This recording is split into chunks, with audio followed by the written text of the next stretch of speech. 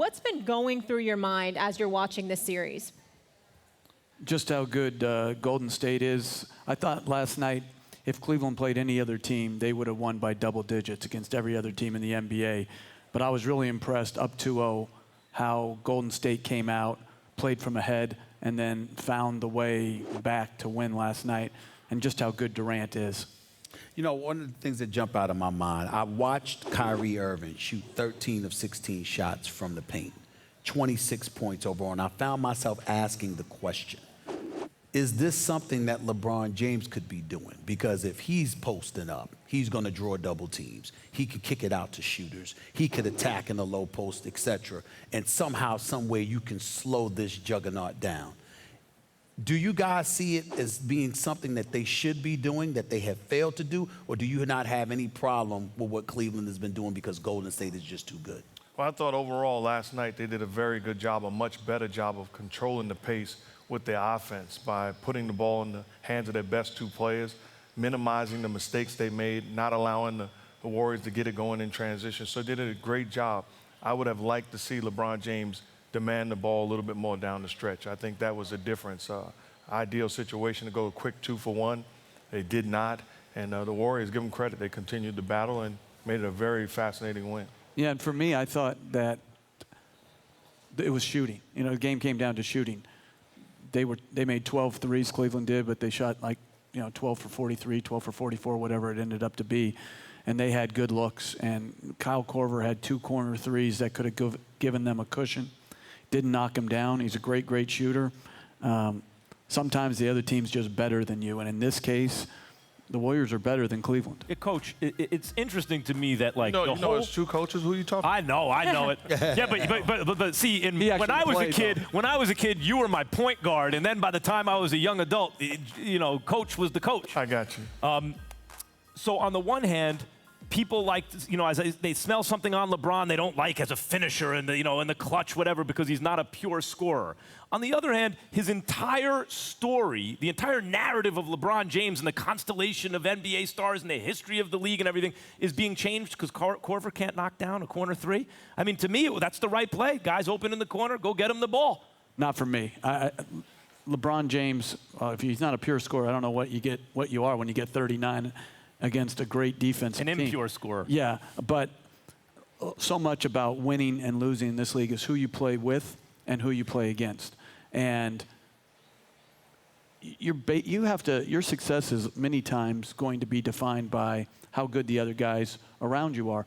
And just like I'm not going to look at LeBron James differently when they ultimately lose this series, and I'm not going to look at Kevin Durant differently when they win this series. Kevin Durant was a great player long before he came to Golden State. The only difference between Kevin Durant the last few years and Kevin Durant this year is he's playing with better teammates. Is there anything for either one of you guys, for Kevin Durant, in a sense, abdicating the responsibility of leading, because Stephen A. had been on him, OKC, past the Warriors, and instead he went and joined OKC to try to overcome LeBron? Because in a way it's worked. Everyone forgets that already. Already everyone's forgetting that and talking about, wow, KD might be the best player in the game. Is there anything to Durant leaving, not taking the challenge that LeBron has taken as the guy on the team and doing everything he does for the team? I understand the argument against that. At the end of the day, I agree with Coach. Kevin Durant was a great player before he ever put on a Warriors uniform. I think we discredit him if we take that away from him. That being said, win, lose, or draw, he's a champion. He's a heck of a player and an all-time great.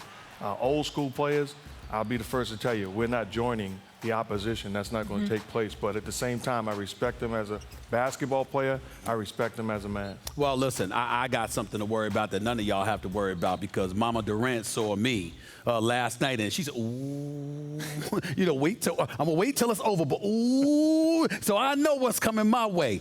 But I maintain my position all along that no one ever questioned his greatness. A matter of fact, we were acknowledging your greatness, which is why I had a problem with the move, because you were so great and because you were so close. But with that being said, it takes me back to LeBron based off of what you just said, Coach, and you too, Mark, because I want to know from two coaches where y'all at on this. I look at a guy like LeBron, and I recognize his level of greatness. But to me, as I've been trying to explain to Max all morning, it is about moments. At some point in time, everybody knows what the other's going to do. It's about me being able to give you the ball and saying, take me there. You did that a lot with Patrick Ewing, for crying out loud. Take me there. And I saw a guy like Durant, and I'm looking at him outscore LeBron 31-11 in the fourth quarter. At some point in time, doesn't it come down to that? Doesn't it come down to your number being called and you have to handle your business? Because this ain't Steph at 6'3" going against LeBron or somebody. These are two equally sized individuals going against one another, playing the same position, guarding one another a lot during the game. How much of seriousness do you attach to that? I think there are two different players. I think Kevin Durant scores as easy as anybody I've ever seen in the NBA. Yeah. And that's his number one strength. I think James, his greatest strength is his ability to create offense for other people. And so the thing I was impressed with last night, I would like to see LeBron be a little bit more assertive when he gets into the paint, at sometimes not kicking it to the three, but like trying to finish himself. But I really thought he played an outstanding game last night. And I think to ask him to be Kevin Durant would be a mistake, just like asking Kevin Durant to be James. But what about asking him, like you said, to be more assertive in those waning moments? Like I said, they got outscored 11-0 in the last 3 minutes and 10 seconds. I have no problem with the 11 that Golden State scored. That's a given. My problem was the donut that Cleveland registered in the last 3 minutes and 10 seconds of a finals. You don't have no problem with that? Well, I have a problem with it. If I'm LeBron James and I'm at home after that game, I'm in the locker room after the game, I'm sitting there saying, I should have demanded the basketball. I should have been more aggressive. I should have looked to make plays. As great as Kyrie was, I think there's times, like when I was a kid, Mom and Dad put on Richard Pryor, Red Fox. It was time for the kids to go upstairs. It was grown folk stuff. And I think closing the basketball game, That's it right. should have been that type of situation where it was Kevin Durant and LeBron James taking over.